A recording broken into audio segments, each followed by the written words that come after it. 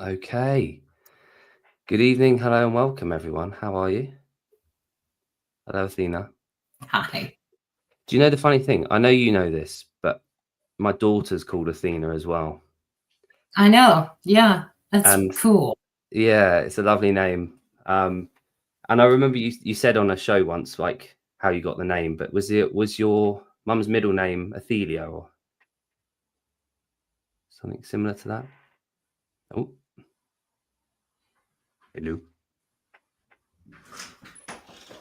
Where's Yon gone? Athena's gone missing for a minute. There we go. Hello, Oh, Athena. she's back. I'm back. Hello, you're back. Freaking StreamYard at all. That We're good. So yeah, your mum's name was Athena. Athenia, yeah. It's the Cool. Ukrainian version, so she just shortened it. She just shortened it for me. So your mum, was she of Ukrainian descent, or was she like? Yes. Yeah. Okay. Lovely. Awesome. Yeah. So how's that been? So it's interesting for sure. Her family immigrated from the Ukraine to Canada. So my mom was a Canadian. Well, she was. Okay. Cool. So she got her citizenship when I was in high school. She was very proud of it. Lovely. Yeah. Are you proud of your ancestry? Oh yeah. Yeah. Yeah. Yeah. Excellent. Good to hear. Yon is as well.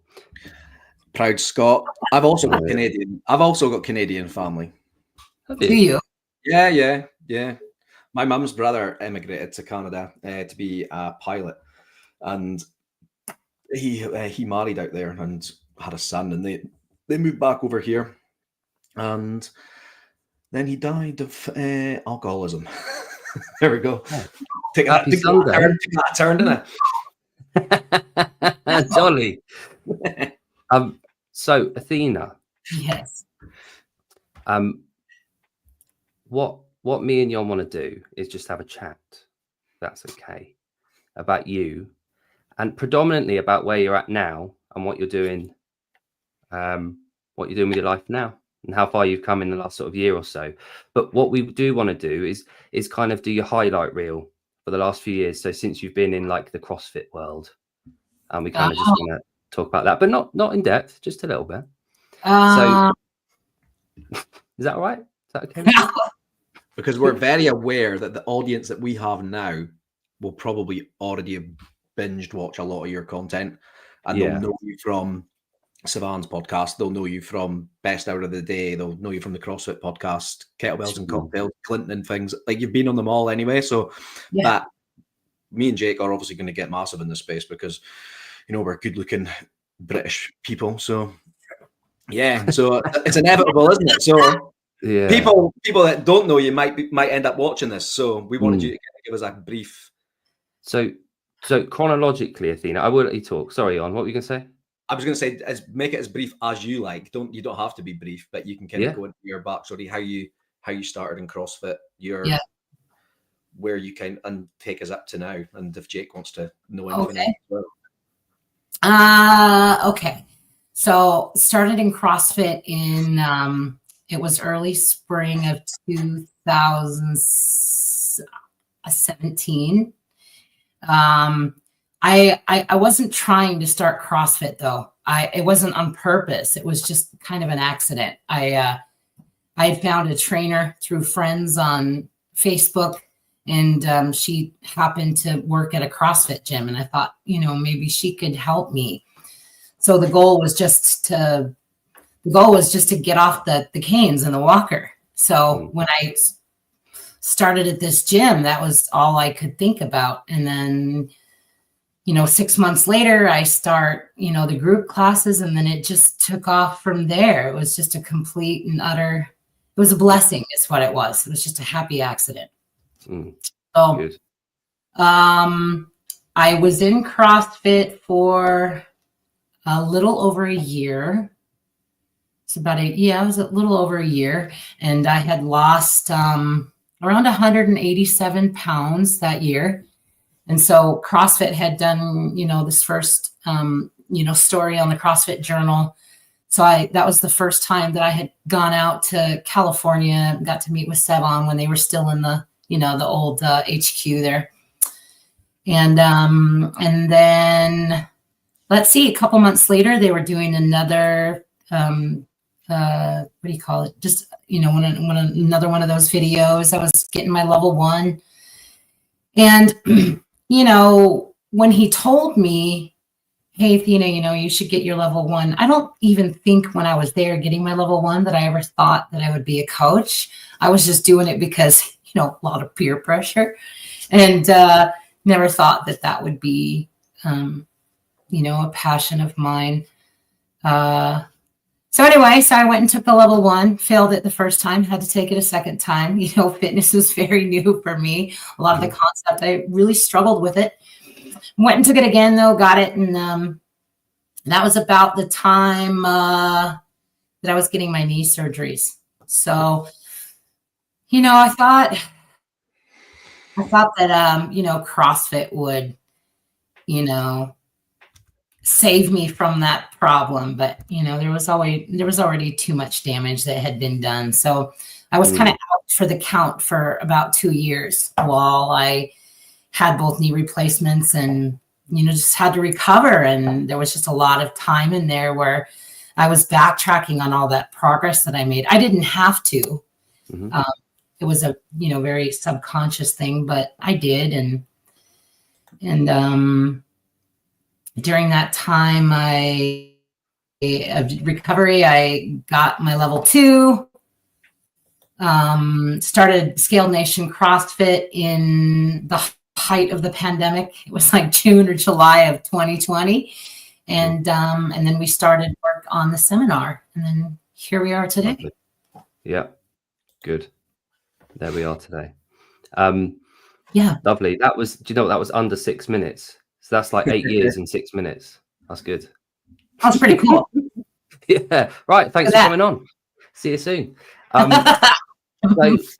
So going back chronologically, so the CrossFit doc was April 2018 that it got published. So it's probably filmed a few months before that, I'd imagine. My initial takeaway from that, obviously, lovely story aside, was that you were in Nano 2s. Can I just confirm that you believe they are the greatest shoe ever made? They are. They are good. Okay. Yeah. Without question. And there's not a question, is it? So for me, I saw that video when it came out, your video, because a month after that, because I knew one of my clients, they'd done a very similar documentary on one of my clients at my gym. So they don't tell you when it's coming out. You just get an email saying, here's the thing. Yeah. So I actually saw your video a month before my clients came out. So I was acutely aware of your story as it launched the day it came out. So being able to talk to you about it now is very surreal for me, which is really weird. But my question about that is, top line, compare the media that you see. I know this is a very hot topic and it's been over talked about.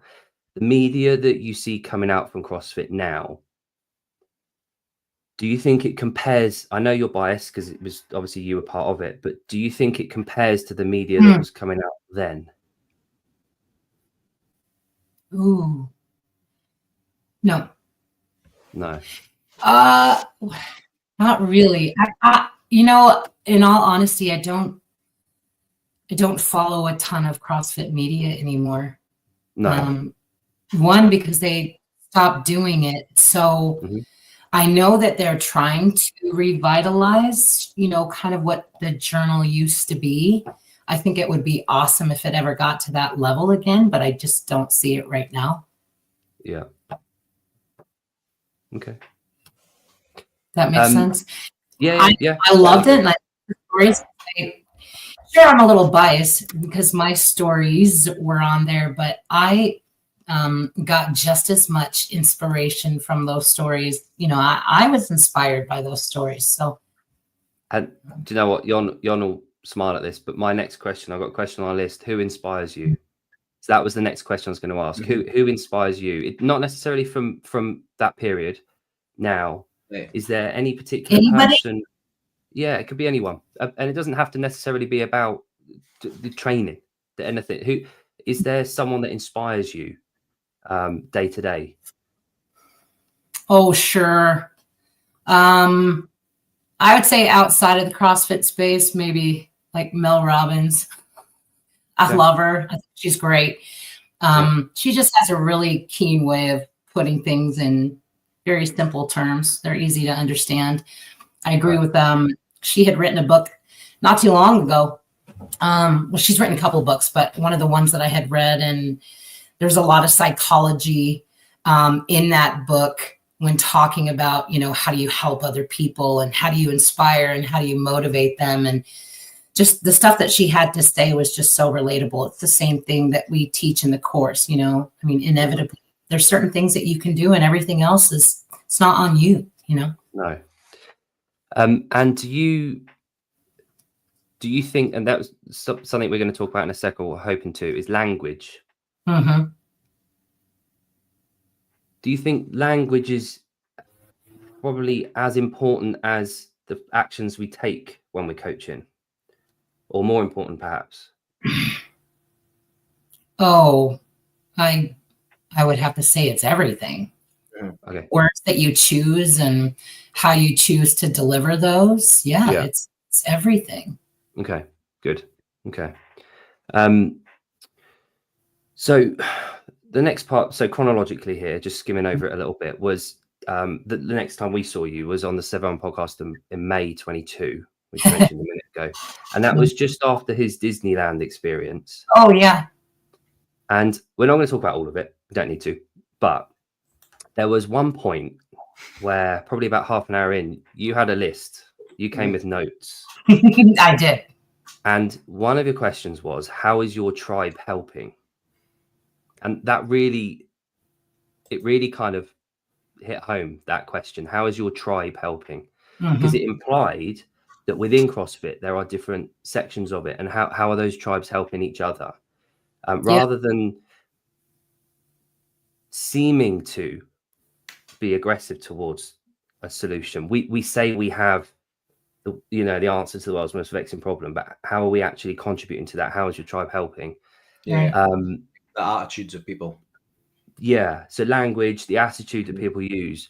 Do you think within our within the CrossFit world, do you think that has changed in the last few years, and do you think that you've had an impact on it?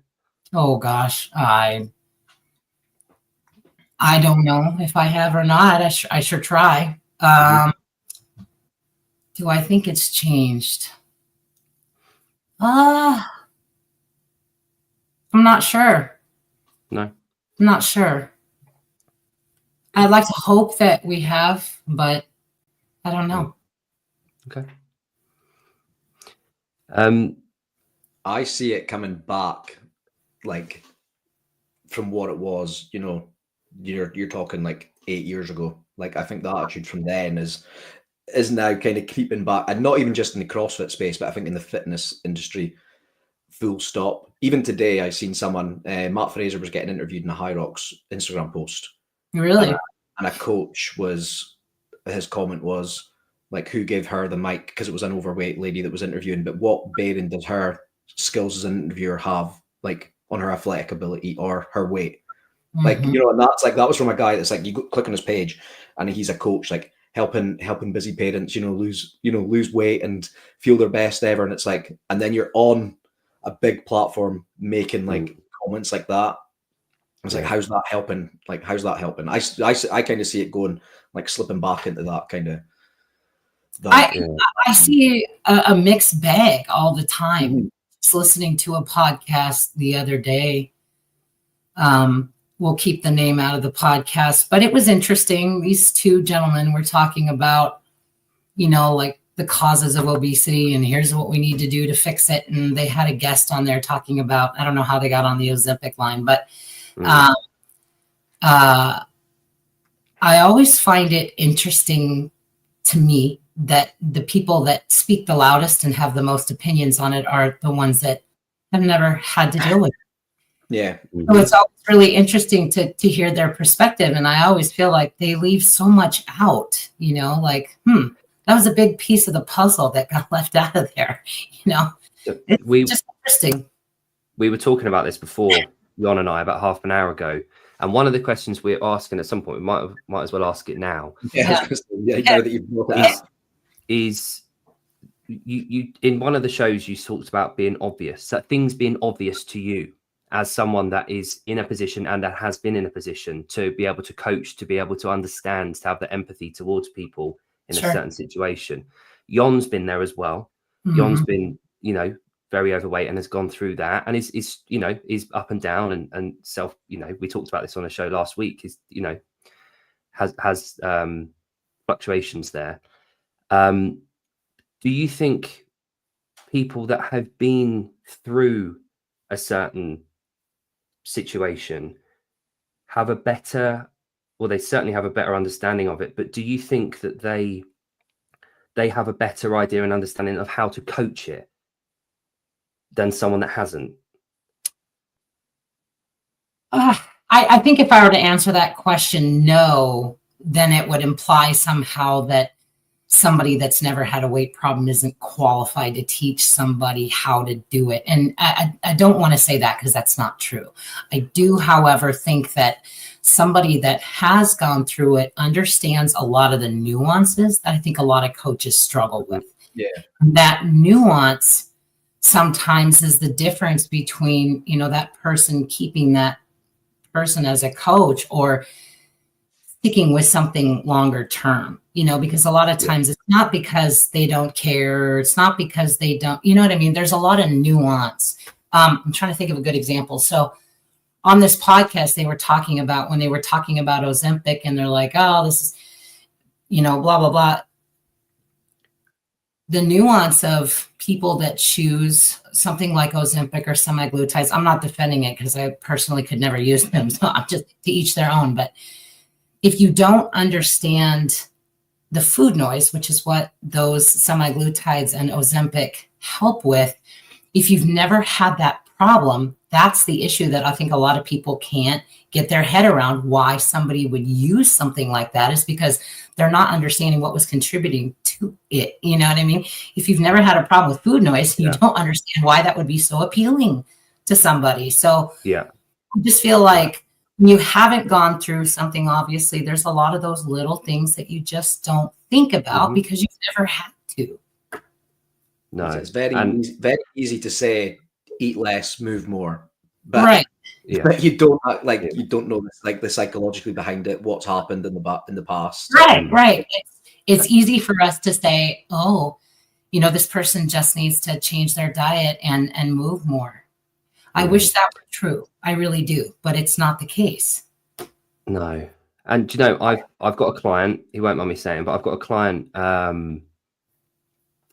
he was 123 kilos, very, very strong guy, ex-powerlifter. Been working in for about 2 years, very, very strong. He decided on his own account to go and get Ozempic prescribed privately over here, and has gone down that route for the last 3 months.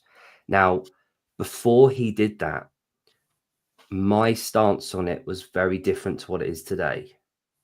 So my opinion on it, my uneducated, biased opinion was, we can do it the hard way. I'd rather you do it the hard way. I don't want you, because I saw that as the easy way. And everything in me, every time I walk in that door, every time I coach, every time I take someone to a competition, every way I talk to my kids, it's about the hard way is the best way. And I dismiss the easy ways because it's not where you get the benefit. But his bloods have come back very positive. He's down about 15 kilos of body fat. He's up his nutrition, protein, and good fat intake. His strength is still the same. His muscle mass has stayed high. It's worked. And he's feeling incredible. And now I'm sat here thinking, damn you, you've proven me wrong because it's worked. And I obviously we haven't come out the other side of it, and he's still going with it, and we haven't come off it, and we haven't done all the you know, boost Yeah. See, and that's the kind of stuff that you can help him with as a coach, is to prepare him for what's going to happen on the other side. You know, I tend to tell people, like, look, I'm never going to talk you out of it. It's a tool, just like anything else. You can sit here and judge tools, but everybody needs something different. Now, how you can help him as a coach to prepare him for what's going to be on the other side. You know, that food noise potentially is going to come back as long as they know all these things. And those are hurdles that you can help prepare him for when he comes off. Yeah, they need to be doing the work to find root causes. Yeah, like, you know, getting those routines, habits in place, because you can use it right, and it's, you know, it improves your insulin sensitivity. Hence why, you know, his bloods and etc. have gotten better. I've done a lot of reading on them as a coach, and it's huge in the UK. Like, you know, not just being prescribed, but like you can buy it on TikTok. Do you know what I mean? You can literally just go online and fill in a form, and you can buy it. And a lot of people are doing it. A lot, like I see people in the gym all the time that are taking it. But the proviso there is that once they hit their goal weight, is to be on a maintenance dose, like indefinitely, because as you said, once you come off it, that hunger cues then do come, like they do come back. Will there effectively be like a TRT? So for anabolic steroid users, when they come off, they need a TRT afterwards, you know, protocol. Is there the equivalent, or is it just a lower dosage, a maintenance dosage forever? Is that them then on it, or do you phase out? I think that's what they're recommending. I don't know if there's something similar like with TRT, but that is what the recommendation is a low dose forever. Because it was brought around for diabetics. Yeah. Now it's kind of switched. Going back to your original point was, I think that with experience, people without the direct knowledge and experience, so having not gone through it themselves, can they learn via proxy? Can you as a coach develop over time to learn these things with a client so that you then have knowledge to, can things become obvious to you? I think they can. Yeah. Right. Okay. I know plenty of coaches that have never been overweight in their life that are like, that are amazing, wonderful coaches. Understanding, like they get it. They don't have to fully understand what they're going through, but they can empathize and show, like, even just building that trust, because that's I think half the battle. I can't remember who you were having a conversation with in the chat yesterday, and they were saying about someone that is like their partner's tried so much with this client, but they just doesn't want to do it. And I was like, trust me, that client doesn't want to be that size. That it's just trying to get it. It's having those long form conversations to build that trust and actually find out, like, that's right, what's going to like make it like click for them. And it might take 2 years for it to click with someone, but when it does, then it starts to fall into place. Yeah. At this point, Athena, what Jon's put together is a little game for you. So, okay. Jon, do you want to play your game? Are we going to do it now, or because we were going to talk about, since we're talking about this anyway, we may as well talk about, like, do you feel like, as well, I definitely like think this is like a thing. It's like, as someone that's, Jake's written down as like X, like LBA, but I'm going to say, like, as someone that I was morbidly obese, but now I'm not morbidly obese. I'm carrying a little bit too much body fat at the moment, but I've oiled over the years. But like Jake kind of tied it in with like almost being like an ex-smoker. I was like, it's almost like being an alcoholic. Sure. Never, especially someone that's had issues like so severe with food. It's something that you probably never let go of fully. It's true. If you stop doing the steps, it's so easy to fall back. You know, habits. Yeah. This is a conversation that Kim and I have, because even like going through it and even being the thick of it for me right now, it comes up all the time. You know, you think that you've got something under control, and a new situation that stresses you out surfaces, and boom, all of a sudden it's right back there again. And Kim was telling me the other day, you know, she could be considered like ex-LBA. She's my other partner on the seminar team. And She told me one time, she said, the question that I asked myself the most, and I said, what's that? And she said, is it ever going to be, is this going to be something that I don't have to think about anymore? And she's like, it won't be. It's going to be something that's going to be there forever. And she's like, maintaining is almost as harder than it was getting the weight off. And I think a maintenance phase and then actually being able to push your calories back in a more sensible place is more difficult than actually losing fat. And a lot of people don't have that guidance, or I would say patience for it. Obviously, the only difference in that parallel, I used an ex-smoker because it was just something I was thinking of, is that you don't ever have to smoke again. You sort of have to eat again, don't you? Yeah. So it's different from that respect. It requires a lot of control. Not so much these days, but back then, if you quit smoking, you would have to be around other people smoking, but you can get away from it completely now. But it's kind of like the age-old thing, as you said, like a heroin addict doesn't just be like, oh, I still have to take a little bit of drugs. It's like, but it says you have to eat. So it's like, it's that thing's always like, it's always there. It's true. Yeah. Okay. That's good. Okay. So, Jon, do you want to do your thing? Sorry. I'm just looking forward to this game. Reading the comments, I was like, these are cracking me up. I was like, yeah, you almost have to slow you guys down just to hear what you're saying. There we go. Great. Their accent. Aren't they the best?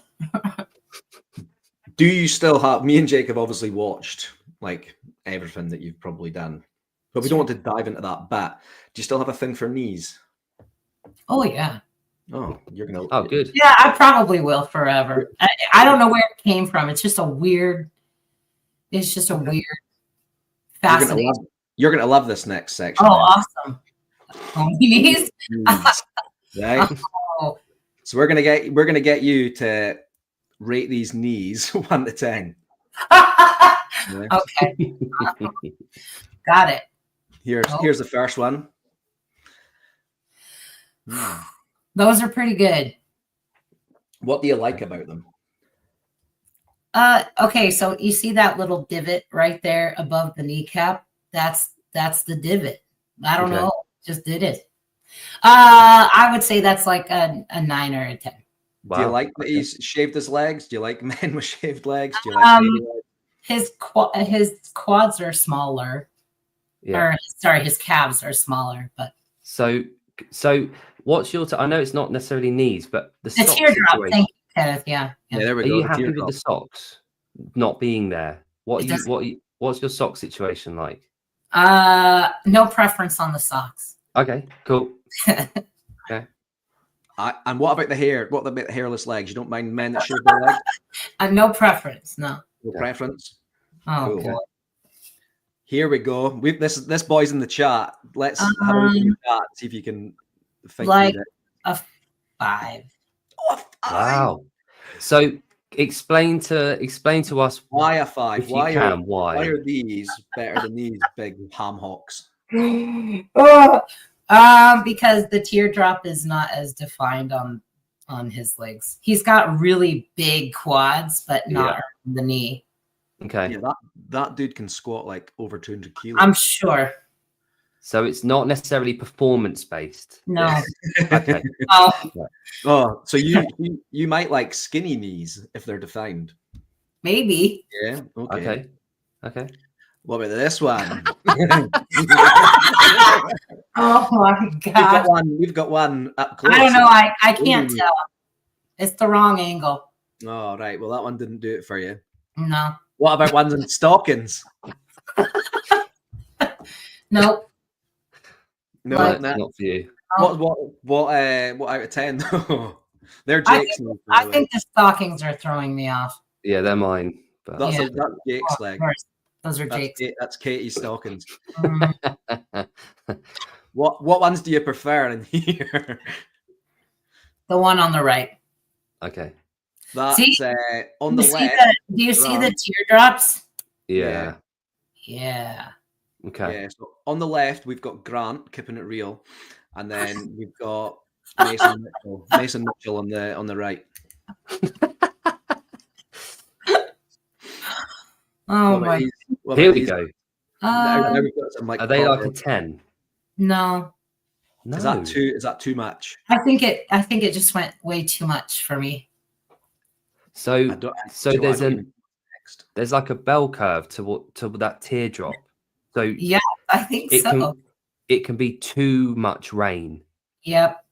Okay. What's your position on veiny versus not being? Let's say veiny or not. We're talking about knees. Knees. Yeah, Daniel said that. That's a rotisserie chicken. Okay. Boner quads. Yeah. Boner quads. Yeah. Too much for me. Okay. Too much. This is my knee X-ray. I dislocated my knee a few weeks ago. What are we scoring it? I'd have a knee op, and this is my. Oh God. Oh. What are we scoring the knees? That's a knee replacement. Yeah, that's post circumcision as well. Yeah. Oh, well, there you go. Look at that. There we go. And then my actual knees. Here we go. This will be the lowest score out of the lot. Those aren't bad. I'll take that. Was that post? Was that post race? Like that teardrop coming in right there. It's good. It's good. Do what? Those are full of lactic acid. Those quads there. Good. There we go. Yeah. Love that. There we go. Well, that was only knees or only fans. Right, where are we? Hang on, let's go. Let's get rid of that. Scaled nation. Yeah. Yes, scaled nation. Now here's the good stuff. Right. Okay. So, obviously we love what Scaled Nation is doing. We obviously, people don't really know that, but we about a year ago or so we were trying to get a seminar over here. Yes. No. Those international ones are really hard. Yeah, logistics and recruitment and that kind of thing is challenging. Yeah. And hopefully one day we can do that and put our heads together and do that. However,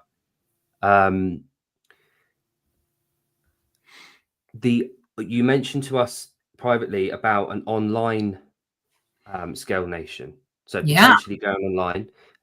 Have you, how much thoughts haven't gone into that yet? Is it at a phase where you're kind of thinking more kind of seriously about that? Is that something you're looking to do?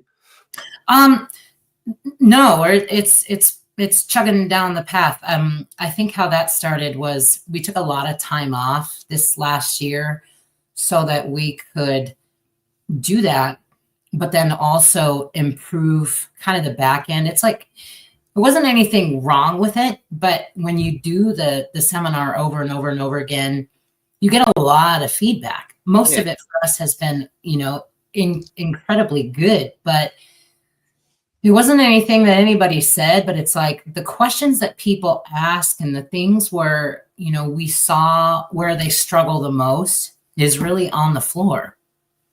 So say, for instance, somebody comes in, they're in your class, they're a larger body person, you've never seen them. That's where I feel like people, that's where they freeze. They're like, oh shit, what do I do?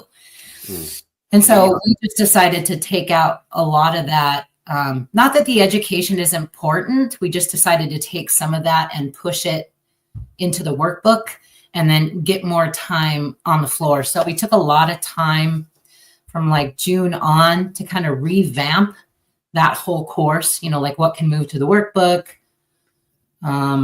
what do we have to cover in class, and then where can we get more time. So we started doing that. And then from there, one of the greatest things that came out of, Sevon coming to the seminar and doing all that film that he did for us was that's the film that we're using for the online version.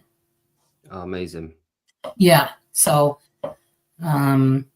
it'll be out sometime later this year whenever we get it right, but it's basically just online version of what we have, what we deliver in person. So is the online and of course, when it's sorry, do you envision the online version being like a course that you can buy and do anytime, or is it like we're going to be live and it's like a live line? We can do it both ways. Of course. We do a hybrid version right now. No, we're thinking like this could be something where somebody could just take it and do it on their own in their own time. That's cool. And my question about that is it specific to affiliates, or is it just generally, because we haven't done the seminar, and I know you love your props, and I know that it's based on CrossFit, and obviously Scale Nation CrossFit is your affiliate and is your gym. Can it translate outside of the affiliate? Is it something that a powerlifting gym can do, a Globo Gym trainer can do? Can it translate outside of an affiliate? Is that something you're looking at? Yeah. Okay. Yeah. Great. It can. I think that one of the primary differences would probably be like the equipment section. That's where it's really going to differ because, obviously we don't have a ton of equipment in our CrossFit gym. So we could probably expand on that area for your more like global type of gyms. But most of the stuff that we really focus on is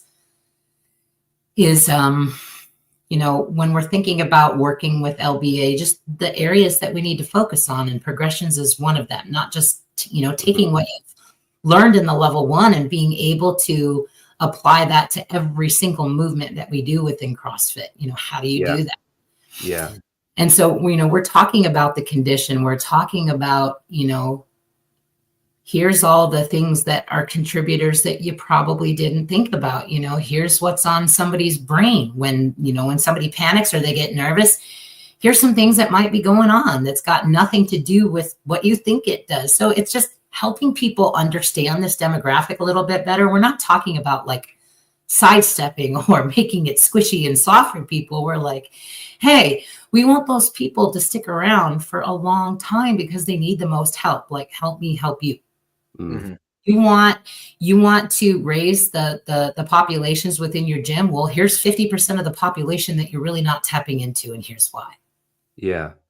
And I think, having not been on the course, I'm desperate to, but having not been on it, obviously that was the question I was going to ask about CrossFit, but not everyone goes to a CrossFit affiliate. And most people go to a Globo gym. That the gyms that Jon works predominantly at what you would call a strength and sort of a Globo gym, wouldn't you, Jon? Yeah. Is it, Jon? I know in the UK, you're obviously based in the UK, but Athena, is there anything similar to what you do available to regular gym coaches and trainers? No. I don't think so. No. There's so not, is that a potential? Is that a potential market for you to go after for those types of coaches as well at some point? Because most gyms have functional fitness areas now. Most gyms have the rowers and the barbells. I would say yes. NASM has a course that I took. It's very fundamental. I think it focuses on like, here's how to get somebody started on nutrition. It's a very basic course. And then I think about a year ago, there was I'm trying to remember her name. She's from Canada. She did an online course that you can get NASM credit for now. But I'm trying to remember the name of it. Hold on. I don't want to mess this up. Size inclusivity certificate. And I took her course. Okay. And her approach is, I would say, very different from ours. Right. Okay. Cool. Nice. It's very different. Yeah. Okay. That's good. In the UK, there's a thing called like the level 4. It's like obesity and weight management course, but it's completely different because I've done it. It's completely different to actually working with those people, if you know what I mean. Yeah.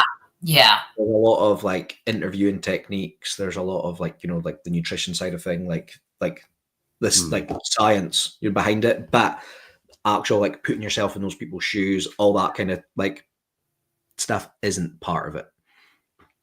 So there's definitely a market for it. Okay. Right. Yeah. Do you ever have people like coaches from outside of CrossFit approach you to get help and to understand? Do people? Yes. Right, great. And what do you know? What kind of sports they're coming from? Are they general gym? Are they? We're starting to get contacted from a lot of like what I would consider like the global gyms, like Lifetime Fitness, and a lot of like your private gyms who do specifically a lot of personal training. That's where I feel like the coaches that do personal training, whether you're in a CrossFit gym or regular gym, those are who is going to benefit the most. Yes. Yeah. Absolutely.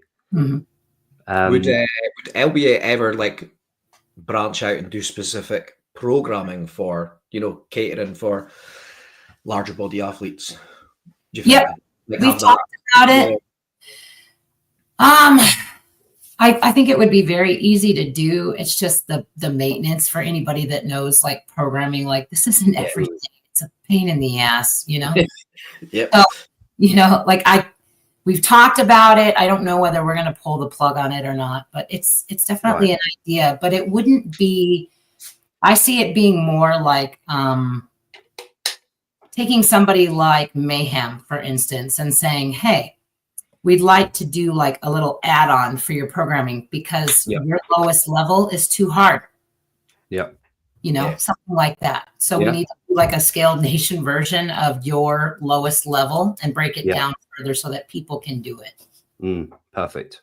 Would be more like that. That sounds like a better way of doing it, because obviously it's difficult because you always want to program for the best and scale for the rest. And what you don't want to do is set the lowest bar of entry and let people scale up, because we all know how that goes terribly. So I think you're right. That's absolutely the right way around of doing it. Taking something that's already been put together. Yeah. And then deconstruct it slightly to fit. Yeah, that's great. Just a quick, you made a comment about in one of the first shows you did about wanting to compete in powerlifting. Does that ever cross your mind still? Is that something you'd want to do? It's not that I don't want to. I think, especially like over the last year and over the last couple years, my priorities have changed a bit. I love powerlifting, but the truth of it is that we don't know. The joints are something that we don't know all the long-term things with these artificial joints. It's the same reason, like I would love to compete. I love, being in the open and doing all the things. But the truth of the matter is that these joints have to last me a really long time.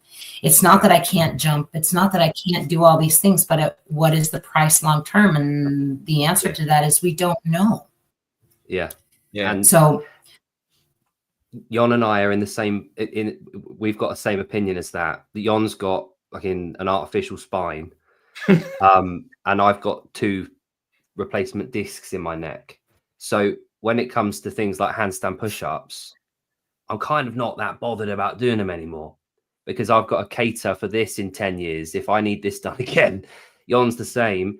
So we're fully aware of where you're coming from with that, and I totally understand that. I've changed my whole like training like ethos over the last couple of years, just as a result of all the surgeries I've had. I've read a lot of that stuff, and I've read some of your posts, and I can identify with a lot of those. It's not that you don't want to; it's just when you've got things that are not the original, and you've got every doctor in the world telling you like, "Hey, I'm not saying that you can't do it. I'm saying the more pressure you put on it and the harder you are on it, the less they're going to last." And what we don't know is how long. Right. So, Jake, can you pull Trisha's comment back up? Yes, there we go. I'll do it. Because I thought that was. There we go. That was a really interesting. Okay, so Trisha's saying, crazy that CrossFit did not take the opportunity to integrate LBA and instead reached for the flash and the pan wild health shit. So are you talking like integrating like the larger body training. Is that what you're saying? I believe so. Yeah. Mm. If that's what they did try. Okay. And did they reach obstacles, do you think, that were unaccounted for before they tried? Yeah. I think the obstacle was me. Okay. So, well, fuck it. I'll just tell you the story. Yeah. So CrossFit had, this was back in like the days of the DEI Council, which that's a whole nother topic. But there was a lady that used to be in charge of the council. Her name was, what was her name? She's the one that ran the council. Anyway, so she had come to me one day and she said, "Hey, Athena, CrossFit is really, really excited about this training that you're putting together. I feel like we've missed the mark and we want to appeal to this population. So like, what do we need to do?" And the original idea that she had was, she's like, "We're going to incorporate this training into the level 1 and the level 2. And of course, you know, like, that's the greatest honor of my life, of course. But I also felt like this is an 8-hour seminar and it really should be a 16-hour seminar. We try to squeeze it in one day because it really deserves that time. You know, like there's no way that we could, there's nothing that you could do to level 1 or level 2 that would do this training justice. It's no different than if I were to say that about the adaptive course. The reason why it's a separate course is because it needs its own training, and it's like that for a reason. So that was their first idea. And I came back and I said, "Look, this is an 8-hour seminar. There's nothing that you're going to be able to do here. I love the idea, but I don't think that's going to work." So she had come back. It was, I don't know, it was about a month or 2 later. And she's like, "Okay, I have some really, really good news for you." And I said, "Okay." And she's like, "We want to bring the Working with Larger Bodies curriculum underneath the CrossFit umbrella." And I was like, "Wow." Right. So we're going to be a seminar, you know, right up next to like the aerobic and the adaptive course. And I was like, "Okay." But I also know their history with, you know, certain courses and seminars. And I was like, "Okay, so I will give you the training. I'll give you the curriculum. I don't want anything. I only want to be able to teach it." And so the deal was I would give them the curriculum and I would still get to teach the course that I created. That's all I wanted. Yep. I wasn't looking for money. I wasn't looking for anything. And so she comes back a couple weeks later and she said, "Okay, Athena, you know, we have some really, really good news." And she goes, "So you need to be at least a level 3. You need to be part of seminar staff, you know, to be able to teach this." And she's like, "You don't have your level 3, do you?" And I was like, "Well, no, not yet." And it's because I took that kind of off the burner so that I could get the seminar done, you know. And so she goes, "Well, you're going to have your level 3. And I was like, "Okay, well, if you're telling me that that's what's standing in the way from being able to teach my seminar, I'll go get it tomorrow. That's fine. I'll go get it." And I was like, "Okay, well, you let them know." Whoever it was that she was talking to this day, I have no idea who that was. So I don't know. She's like, "Okay, I'll tell them." So here I am. I start studying for my level 3 thinking, "Okay, I think you need to get your shit together because now you really need it." And I was like, "Oh crap, what did I just commit myself to?" I was like, "Okay, well, I'm just going to go get it." So I started studying, and it was about a month later. She had come back and we were kind of going back and forth. She was asking me questions, you know, it was like this round robin for a while. And then we finally had like what I considered to be kind of our last set of communication. And this is when me and her kind of went, she called me up one day and she was like, "Okay, let's talk about this." I talked to training and she said, "Athena, CrossFit's come a long way. CrossFit's come a really long way. And I was like, okay. And she said, but we don't believe that CrossFit is ready for someone that looks like you to wear a red shirt. And that was it. So. Unbelievable. That's what happened. So I told her to fuck right off. Yeah. You're biting the hand that feeds you there, aren't you? I mean, in a way, you know, like we could have used a lot of the help, but at the end of the day, it's like I think I'm probably one of the most qualified people to teach my fucking course. So there was one interaction before that, and right before they said, you know, she said this, they had come back and said, okay, well, we found a seminar staff that could teach it. You know, her name is so-and-so. She used to be heavy. She lost 80 pounds, so she could totally teach your course. She understands empathy. And I was like, what is wrong with me teaching my course? Like, I totally just didn't understand. Like, if you guys don't like me, I get it, but you can just say that. You know what I mean? If there's something about me that you're just having a hard time with, just tell me. Yeah.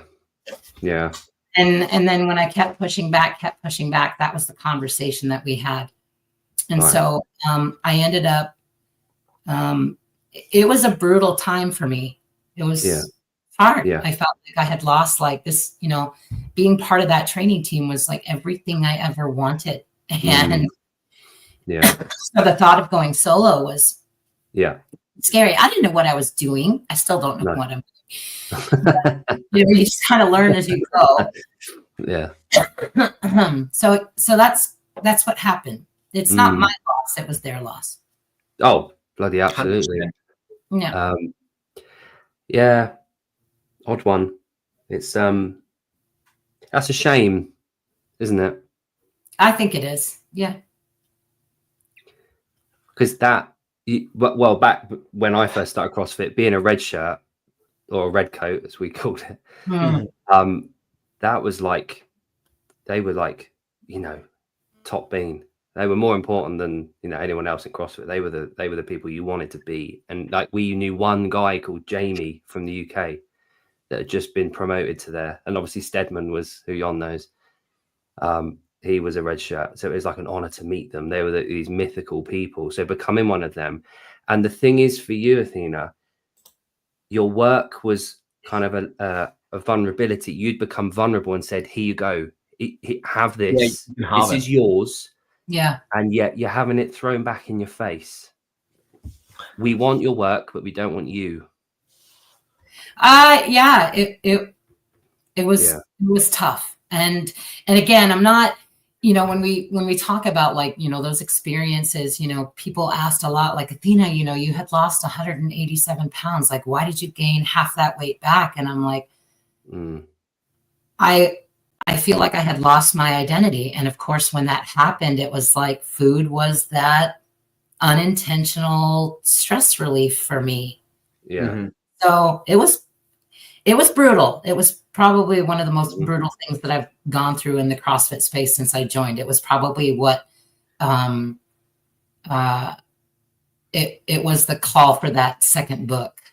Yeah. Because, you know, there was a lot of experiences with quite a number of, you know, these red shirts that same thing with me, you know, like I thought these people hung the moon, you know, like they were everything that I aspired to be. And, you know, and, you know, you have some of them saying things like, well, you know, we don't need anything like this in CrossFit. People just need a good swift kick in the ass. Or there was another one that was like, I think that trying to invest in this population in CrossFit is a waste of time. There's no return on an investment. And I'm like, wow. Okay. Yeah. Lovely. They forgetting the sickness, wellness, you know, like. I'm like, okay, if that's, you know, like, I feel like you just are probably having a problem communicating with this demographic. And I thought I could help with that, but no problem. Yeah. Now, Mason's made a comment here. and I'll unpack it a little bit. And I know this is obviously something that is approached all the time. So playing devil's advocate, so just playing that role there. The base of CrossFit is nutrition. If you're excessively overweight, the methodology hasn't been followed. It hasn't historically, potentially, but could be being followed now. Is one counter argument to that.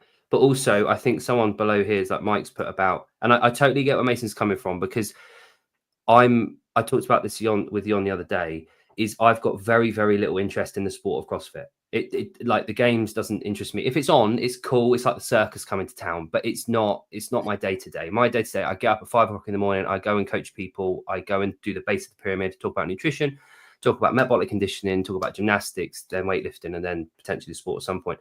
So I'm with Mason in terms of that theory of the bedrock of CrossFit, let's say, as being nutrition. It's the first paragraph. You know what? I would say to Mason, and thank you for that, by the way, and I respect what you wrote. I would say that's true, but I also would say that this is probably going to cross over a little bit into what Jason Ackerman went face to face with, and I'll talk about that. And that is, you don't know when you're getting in front of somebody and you're saying, okay, nutrition is the basis, so clearly there must be a breakdown.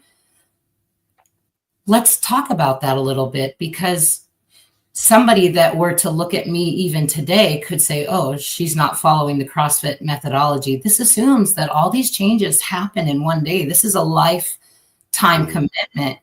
You know what I mean? So to say, well, obviously there's a breakdown there. Is there? Because I would say there's been some pretty hellacious progress made. So is that an assumption that we have? Or you don't know someone's starting point. You might see them in their journey and they're still obese, but they may have lost. They may still have lost 200 pounds. Yeah, and to be fair to Mason, he did say just playing devil's. 100%. So it's not necessarily his opinion. Oh, no. I'm not taking it as a cut at all. Like, it's something that people talk to me about all the time, even now. Athena, should you be talking about nutrition? I'm like, well, gosh, I think I understand it better than a lot of coaches. Yeah. No problem. I guess maybe I shouldn't talk about nutrition until I get all the weight off, and then I can start having those conversations with the people that I coach. You know what I mean? You can still give your perspective of how you're currently dealing with things and things that are working for you, mistakes that you've made. Because I speak about it. Like, you speak about where you currently are. Yeah. Like I tell people, like people say, oh, how did you go from, I was 350 plus and the lowest I was 155. And it's like, people say, oh, that's mental. Like, how did you do that? I'm like, not healthily.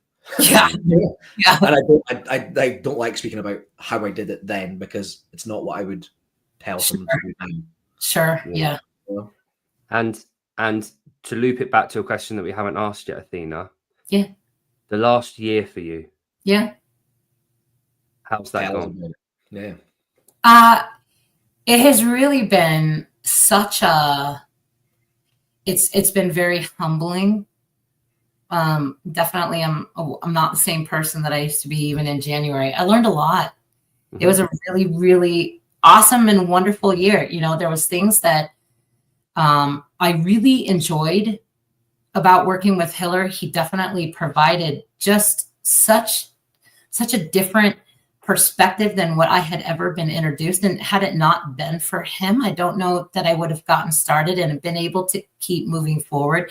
So however short-lived it was, it kept me going. So, the experience I've had with Carolyn and Miranda being my coaches since May has been tremendous. Like, everything has always been, I don't know how it is for other people, but it's always taking way more time than I ever thought it would take. But it's like, damn, I'm so grateful. Like, that's this last year, I was shooting for 148, we made 94 of that, but I mean, years. That's a lot.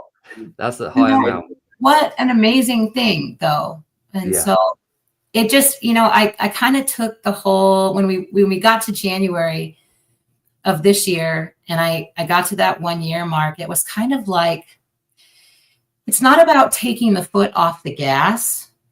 It's more about this. I want to stick forever now, like I can lose weight really fast. The question is can I keep it off? Yeah, it needs to be something that you can do for. It has, right. It's not a question about speed anymore. It's more of a question about like, I want to make sure that everything I do from here on out is something that I can maintain long term. So yeah, I think that's what a lot of people mess up, especially when they're trying to do there is aggressive, like I've done like different courses. One's Martin McDonald, and he's a big advocate of aggressive dieting. Yeah. And there's science behind it, that there's no, there's no it's not proven that you will regain weight back if you lose it fast, but there is there's anecdotal evidence that you will. It's not so much Yeah. What people are trying to get at though is it's not so much it's what you were doing during that time. Yeah. So it's almost like, I can lose 25 pounds a month by fasting 5 days a week. I've tried it. It works great. The problem is this something that you can do over and over and over again forever? Whereas you've lost 8 pounds a month and it's been sustainable. It's not the speed, it's what you were doing during that time. And a lot of the times, the reason why people gain weight back so fast, it had nothing to do with the speed. It had everything to do with what were you learning during that time? Yeah. What habits were you doing during that time? Yeah. It's like, obviously, I'm not sure what the industry's like over there, but me and Jake, we kind of we poke fun. They kind of poke fun at me for it as well, but it's like the looking for five. I never do it, but there's people in my sphere that do posts, looking for 5 guys that want to lose, whatever it is, and it's a 12-week program, and it's like, yeah, of course you've lost like 50 pounds in 12 weeks because you've been doing things that you're not now going to carry on after that 12 weeks time. Yeah. So it's like, where are you in 12 weeks time after the transformation picture has been posted? That's what I want to see. Where are you a year on from there? Yeah. And that's one thing that you can stand by and say that you've done well. The last, let's say, 10 months have been an insane turnaround, and in 10 months time I would hazard a guess and say that you'd have progressed even further, and you'll be able to sustain that and feel really good about the progress that you've made. Thank you, by the way. I think for me, I started getting worried about when it started coming in right here. I started getting a little concerned about the loose skin. And no, to some degree, the loose skin isn't something that you necessarily control. So much of this is defined by our genetics and our body's ability to maintain collagen. So there's some stuff out of our control, but the benefits of slowing that down to make sure it wasn't more than about that 1.5 to 2 pounds a week for me seemed to be things were coming back down the way that they were supposed to. And it's the only way I was going to minimize some of that to the best I could. Yeah. Do you still do the something hard every day? Every day. Yeah. I think it was probably like mid-year where I got a little less concerned about, making it a physical thing. And Hiller never said it had to be a physical thing, but I think that's where we just kind of accidentally went every day. Did it start? Was it from Hiller, or did you come up? What we wanted to know, what were the thoughts behind the doing something hard? Was that from Hiller, to do? Yeah, it was. Yeah. And it's something hard every day, and it was one of the things that just stuck. Yeah. Yeah. And but it morphed. Doing something hard for me. Hard has sometimes been. I didn't drive over to the grocery store and get the piece of cake that I wanted. And that was my hard, and that's okay. It doesn't have to be, most of my hards have a lot to do with just saying no. Yeah. Yeah. And for people that don't necessarily have that problem, it's hard to understand how that can be hard, but Yeah. it is. And that's the It is. Anyone with any form of addiction knows how hard that is. That kind of comes in here. Like Trish is asking, like, do we know why food is tied to emotion? Me and Jake kind of, we didn't really speak about like the emotional connection with food, but you kind of asked me when I realized like weight was like scale weight was like an important thing, and it's like it does obviously stem back to like childhood. You know, like you yeah. like it's learned behaviors. Obviously, your experiences were much different than mine, and I would urge anyone to go back and actually watch those videos. The first, I think it was your first CrossFit one. Yeah. I was watching that, and it was like it could be like the way you're talking about. It could be like a Netflix documentary, like about your experiences. But mine was obviously like from parents, always weighing themselves, talking about themselves, like always, like different behaviors around food. But then food's tied to emotions, whether they're good or bad, all the time. If you've had a bad day, people go and, they might go for a drink. They might go and get themselves, something nice to eat. When you're celebrating, you go out for food. When it's a birthday, right. It's not necessarily a bad thing all the time. Food is an emotional thing. It's something you share with loved ones. It's something that you might do secretly by yourself when you're. Oh my gosh, it's tied to everything. It's tied to celebrating. It's tied to our families. It's tied to our cultures. It's tied to everything we do. Yeah. Sure. Yeah. Yeah. You think of a culture from around the world, and one thing that uniquely identifies that is the food that they have. Yeah. Yep. More than anything else. But cool. Well, Athena, thank you so much for coming on. Well, this has been awesome. I was excited. Thanks for having me. And everybody. Oh, and so Jon promises he will send that presentation over. One, so that will come over. But yeah, thank you so much for coming on. It's been an absolute pleasure, and as always, we love hearing your progress and update. But I'm very proud of what you've done so far, and obviously we'll keep checking in with you. But yes, thank you very much. Definitely come back on. Huh? Definitely come back on. Oh, I would love that, you guys. I'll speak to you soon, Athena. Thank you very much. Got it. Bye. Bye, guys. Oh, she left.